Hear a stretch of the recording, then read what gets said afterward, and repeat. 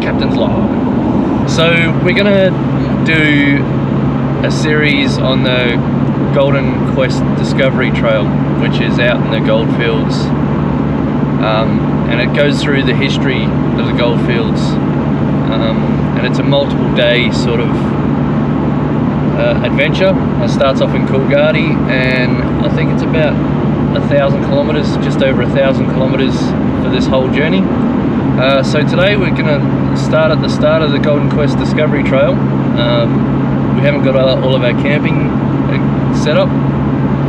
We're just going out for the day trip. We'll get some footage of the area. Apparently there's the world's biggest bottle collection out in Coolgardie, so we'll check that out. So yeah, we'll be taking you along for the ride.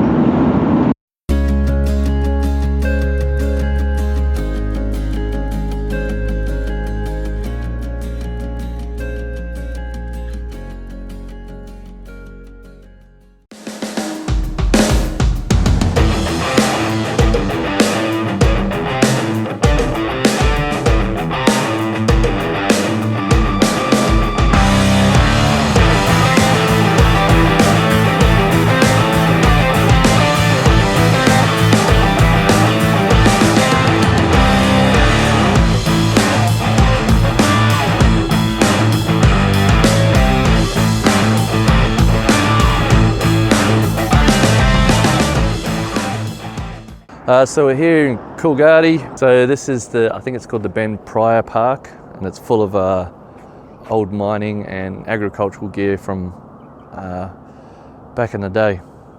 Well, I'll turn the camera around because you probably don't want to see me. The early surveyors in the region is H.M. Lefroy in 1863. I can't imagine being out here in 1863. It would have been so hard, so difficult. But you'll see Lefroy is quite a big name in this region. Lake Lefroy down near Kambalda. It wouldn't still be there if it was real gold.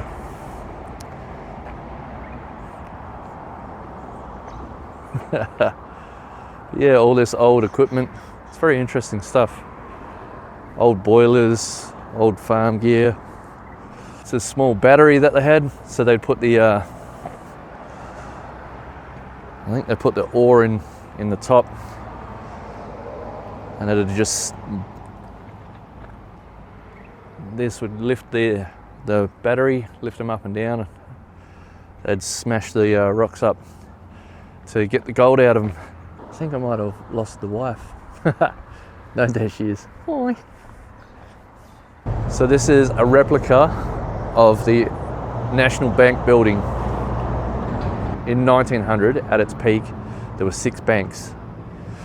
Coolgardie's 23 hotels, 3 breweries, and 2 stock exchanges, and a hospital. That's incredible. That's the bank.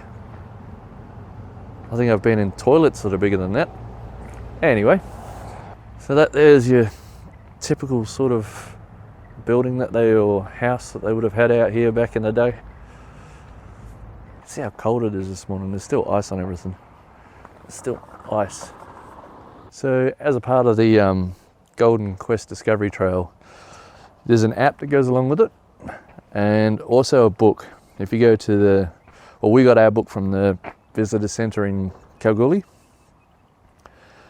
and it's got lots of great stories from around the early time, or the start of the Goldfields. And some really very interesting things that go on. I suggest you get the book because it's a great book. There's a lot of information and it really does add a lot of value to the trip. But yeah, if you don't want to get the book, just download the free app and it'll help you. It's got a fair bit of information in it. You'll be able to go and enjoy the adventure a bit more. I'll spin you around. We can have a look down the main street of Coolgardie. You got a nice old building there. Later on in the year they have Coolgardie Day, and they close off this main street, and it's filled with all kinds of stalls and show rides and all that sort of stuff. It's really, really interesting day. Got the visitor centre for Coolgardie over there.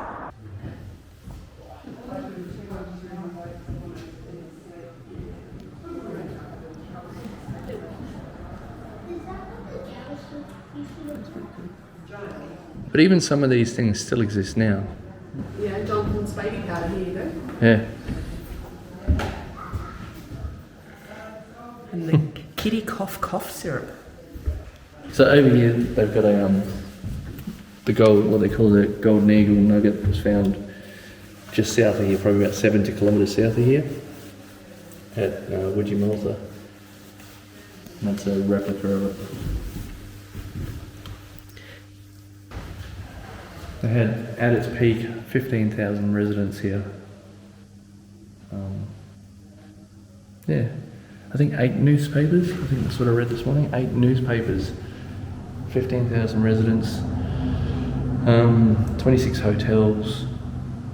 Yeah, it was 1898, absolutely thriving. Yeah, a lot of these old buildings in this area made out of wood and hessian, and it looks like they had quite a significant fire here.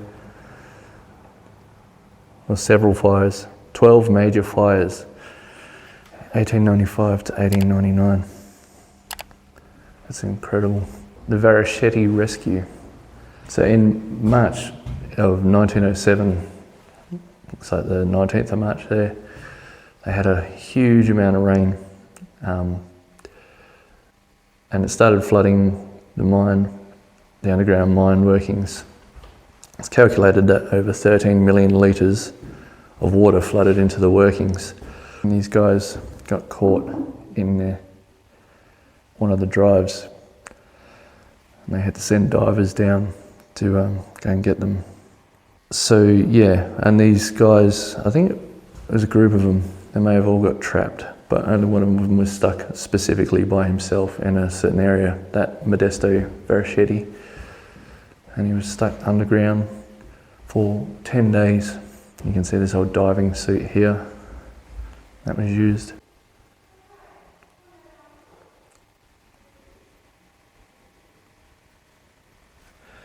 Just incredible. Imagine being stuck underground for 10 days, not knowing whether you'd live or die, whether you were ever going to get rescued.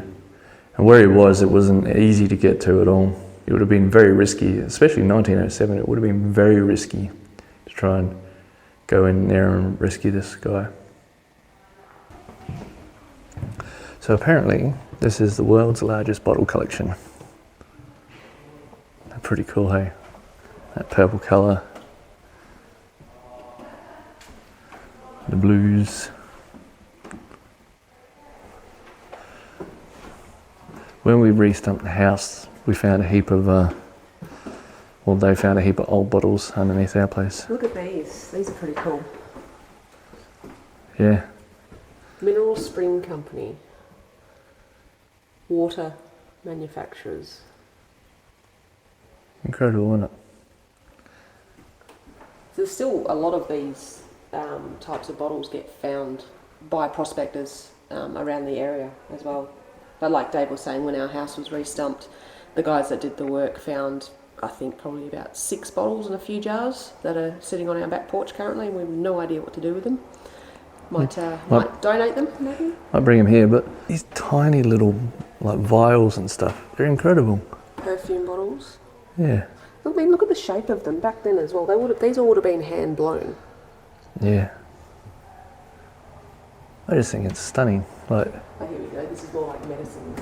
Yeah. These are the kind of bottles that are more commonly found out here.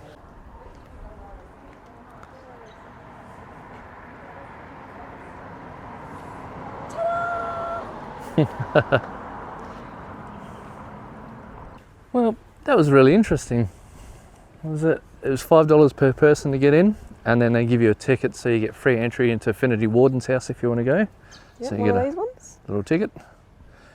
So Affinity Warden's house is just around the corner.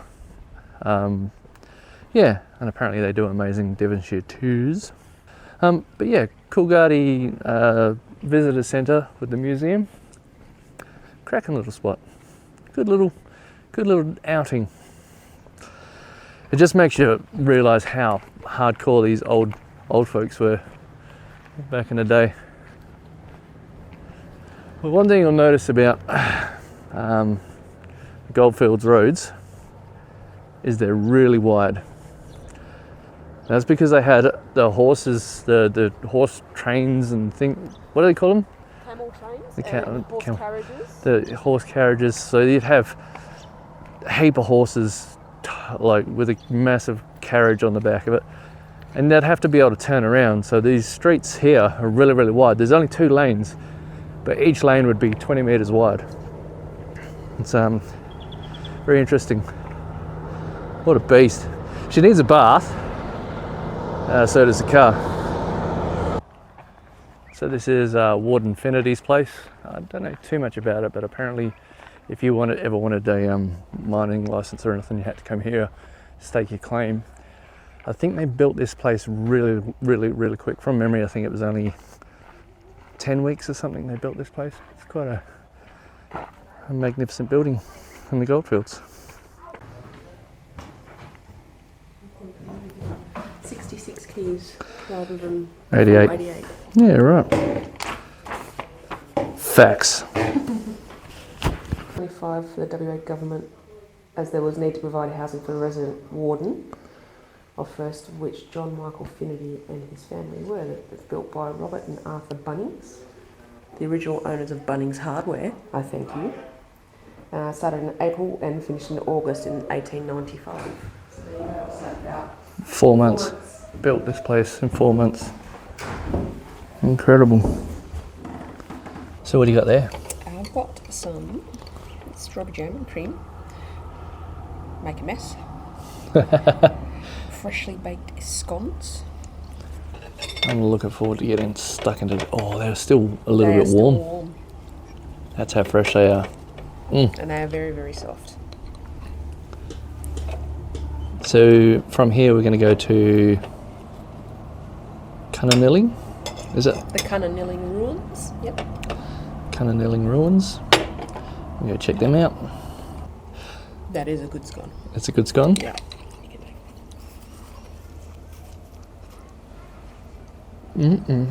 Oh wow.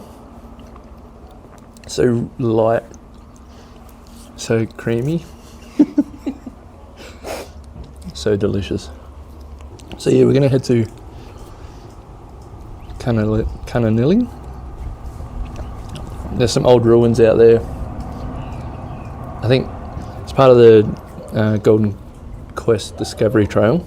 We'll let you know some info when we get there. Gotta say, it's pretty damn good hot chocolate too.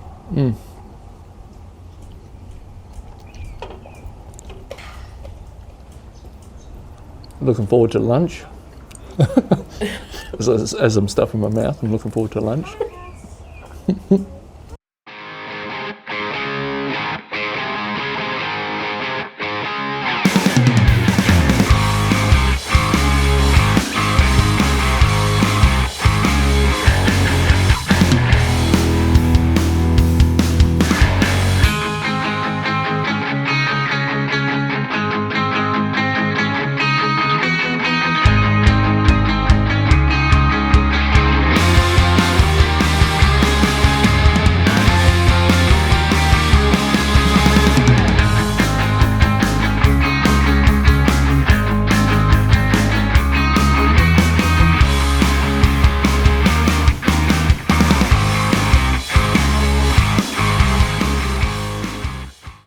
So the Premier Hotel.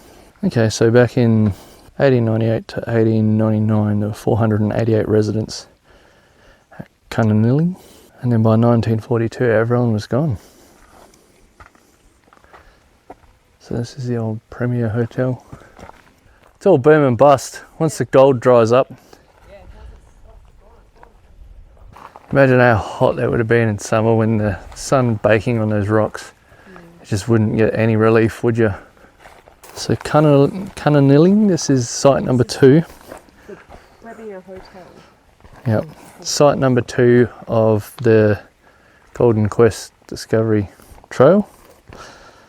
Oh, I might have facts. I might have facts. Ooh. One of the first hotels in the Goldfields to have electricity. Well, there you go. It must have... It was supplied by the Premier mine site in 1901, I think. Yeah, the power was, yep. So all 7 of Kunanalling streets were named after prominent 19th century British political figures. The first European prospectors arrived in December 1892. Kunanalling didn't reach its peak until 1898, 1899, with more than 400 men were employed by the Premier Mining Company. It operated 4 mines with Premier as its major asset. Yeah, so that's a little bit about Kunanalling, but yeah, by 1942 it was gone. There was no one here, completely abandoned. And this is what's left behind, the old Premier Hotel. How are you all going? So, our adventures today, we're going to go make ourselves some bush dogs. We just came up with a name, well, Sarah came up with a name. Yeah, just hot dogs really, but in the bush, so they're bush dogs. So we've had to move again because of the wind. This cooker isn't that great in the wind. I'm starting to get a bit of motion now. It's like Bunnings, but better. Bush dogs. Bush dogs. Bush dogs. And luckily for us, we have a fire extinguisher ready right here, just in case. Ready to go. Dave 'Cause messes up. We're responsible people-ish. Like some onions on top. Sit under the shady tree. Get a dog in me. Get a bush dog in me.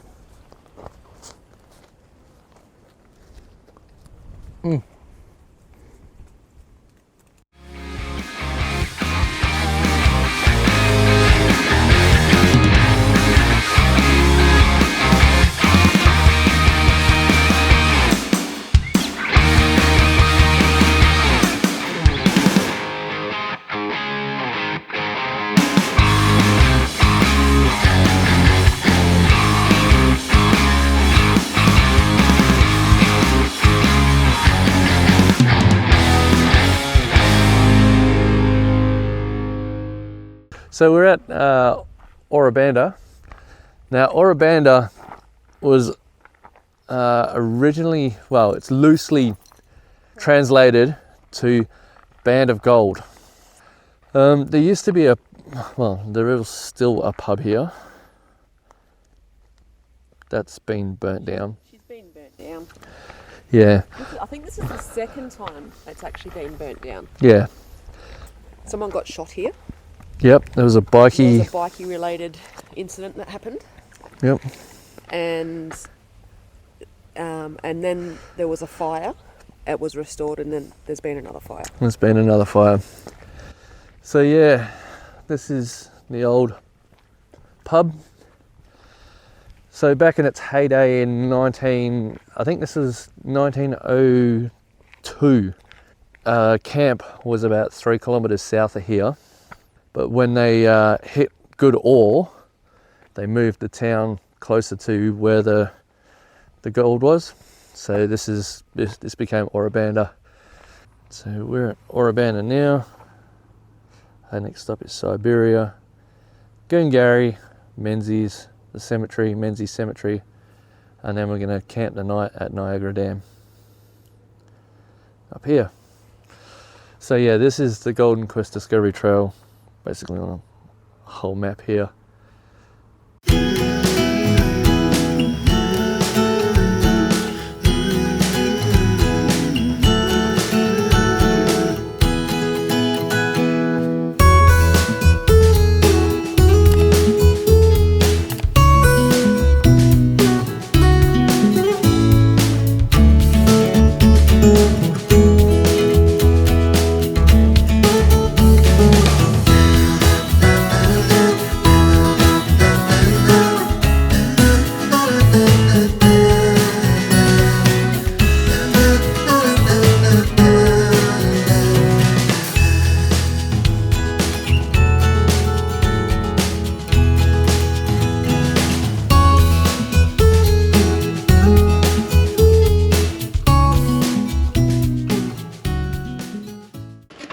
to hell or Siberia. I found treasure. You found treasure? What's in the treasure? So there's these little things. I can't really read what it is, but it's a snake with a heart on it by the looks. It's placed by someone. So we've been hugged, it says. This is cool. So it's from the Handmade with Love. Here's a gift to cheer your day, just for you to take away. Keep it close, warm and snug in case you feel you need a hug. So that's from the Random Acts of Crochet Kindness, Western Australia. Thank you very much. Love it. If you don't know this about Dave, he really loves snakes. So. And hugs. And hugs. I love hugs too. All right, so Siberia. Now, legend has it in 1893, someone had carved into a tree stump to hell or Siberia. So the area was known as Siberia, but in 1898, it was officially gazetted as Waverley. But because people knew it as Siberia, I think it just kept the name Siberia. It was a small settlement to become the service centre for successful gold mining areas. In 1914, it had 2 hotels and a shop, and at least one of them was still trading up until World War II. So that's pretty cool. Well, there you go. So there's a little cemetery here. The first burial at Siberia.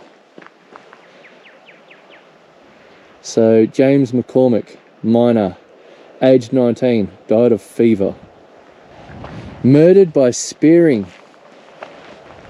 Wow. James Anderson. So apparently there was a story of people coming back to Coolgardie saying that people had gone mad up here. There were people running around naked because they were so thirsty. There's just no water up here. Oh, yeah. Yeah. And 2 people had died from dehydration. They had, well, I can't remember how they said it. It was like lunacy from lunacy of thirst. Yeah, that was it. Yeah.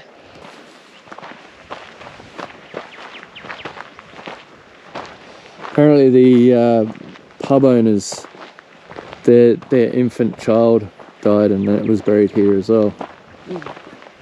That's the story about the bougainvillea tree. When the child died, the mother had planted the bougainvillea tree. And here's that little baby. So these guys owned the pub in town. A little bit of a disclaimer. Apparently the tale of the bougainvillea I got wrong, but this channel's not all about facts. In fact, 99% of our facts are probably wrong. So I hope you're not following along for truth facts, because don't rely on my knowledge for any kind of actual correct information. So anyway, apparently the bougainvillea tree was planted in memory of the baby that passed away, because bougainvilleas never die, as her love for her child would never die. There we go. But I can't seem to find the bougainvillea. I found a bogan. Wow.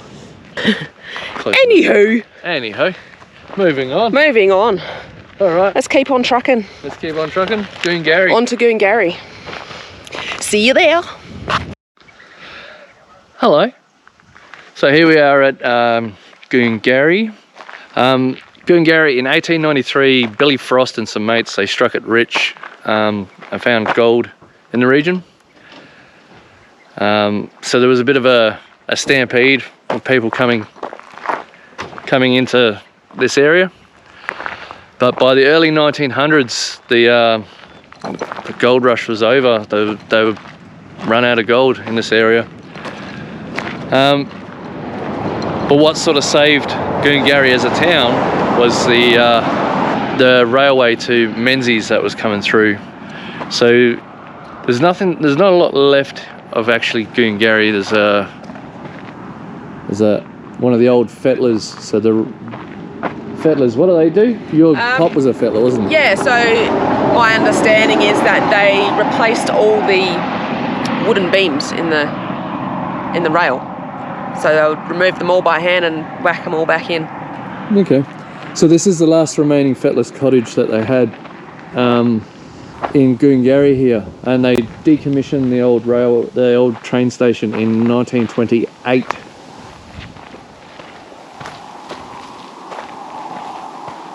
This is sad to see that people have vandalised it. Yeah, they come and do this sort of stuff. But Yeah.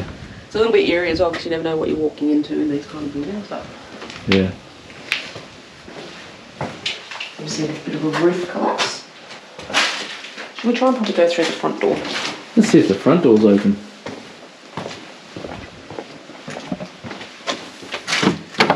Oh, yeah.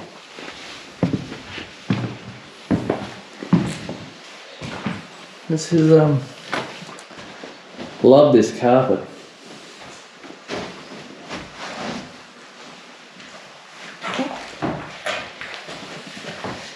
Found me a leaning stick. A leaning stick. That's what you want. Yep. A leaning stick. So yeah, that's Goongarrie. Not much to say really. We've stayed at Goongarrie station a couple of times. Hello. Welcome to Menzies. So Menzies in the late 1800s was sort of gazetted, and yeah, there's not much, well, I haven't done enough reading on it, but it was quite a big deal at the time. When they opened up the railway in 1898, they opened it up, there was about 3,000 people here that rocked up, and when the 2 steam trains rolled into town about an hour apart. The warden at the time, I think his name was Warden Owen, he's quite a colourful character. The bicycle shop in town brought the first motorbike to town, and because he was the warden, he had to have the first go. And after about a minute of instruction on how to ride it, he was let loose, and he rode around the streets, but he'd forgotten to take notice of how to stop the motorbike. So after 14 laps, he finally figured out how to stop the motorbike, which is, yeah. And then his registrar, sorry, we're at site 6 now, Menzies. His registrar had to have the next go on the motorbike,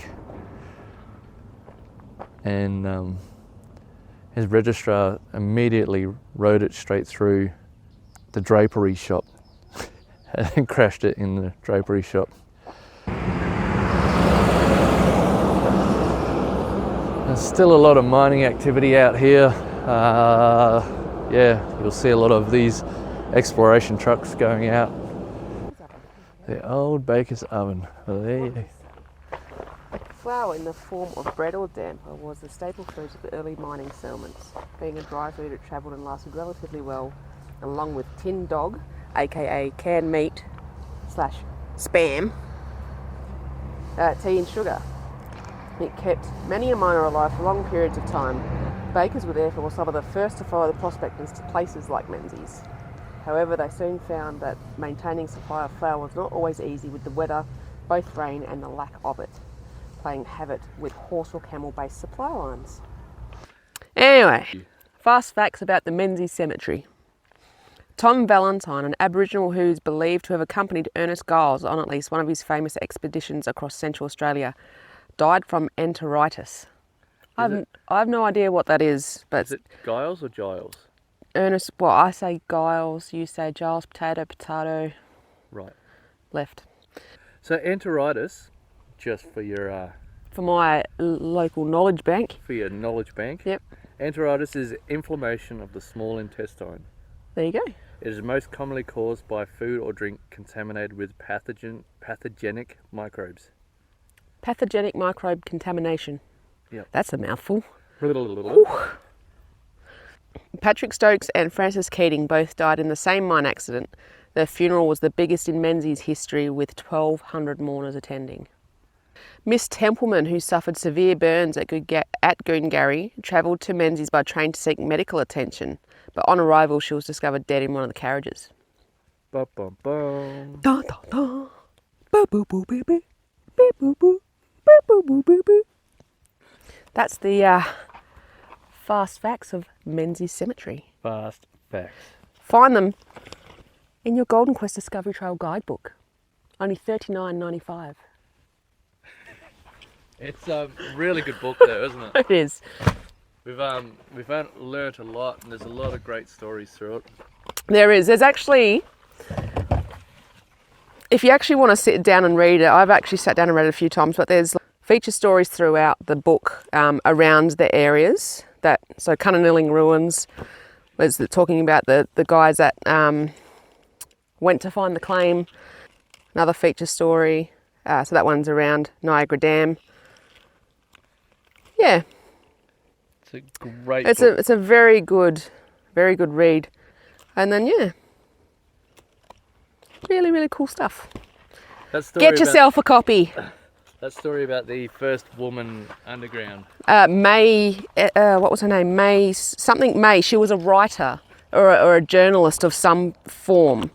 The guys that were down in the mine literally dropped their pickaxes and stuff like that because they were so surprised and so shocked to see a woman underground. Well, the story of how she got to where those guys are was that she had gone down a stope with some of the other senior miners, I suppose you would call them, engineers and whatnot of the mine, and the stope tunnel was narrowing and she had to essentially get on hands and knees and scurry her way across these rocks to get to where the miners were when they were a bit flabbergasted that she was there.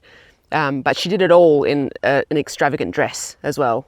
So yeah, it was pretty cool. There's a photo, we just saw it, there's a photo in here where she's standing on top of like a wooden pillar structure. Here she is. So what's her name? This is May Vivian. So this was, I don't think this was a Kalgoorlie Golden Horseshoe gold mine. There you go. There you go. And you look at. So yeah, these are some of the stopes that they were working in, but what she had kind of scurried her way across by the sounds was a much more narrower path than that, and she did it all dressed like that.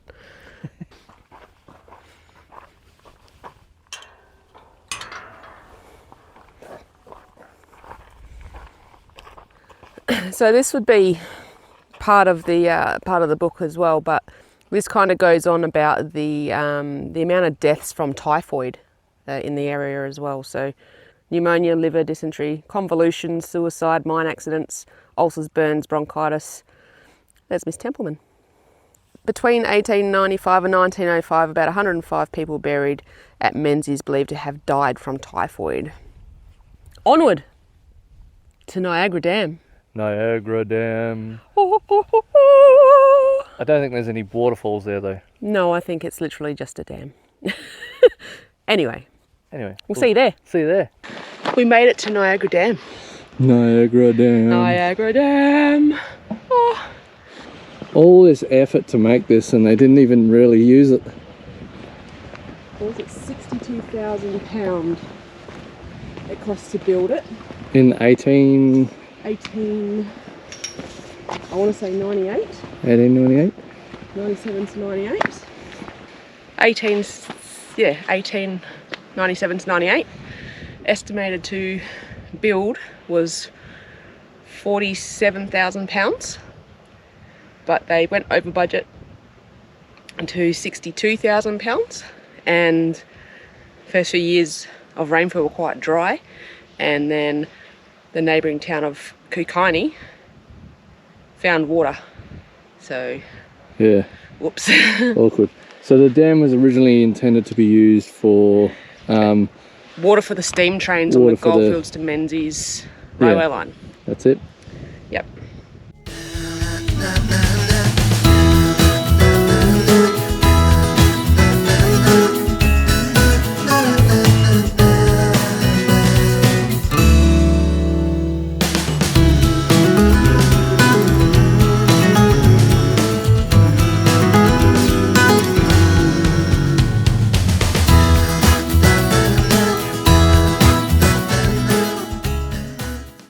So we made it to Niagara Dam. How was your day? It was really good. I had a great time today, yep. It was a good adventure today.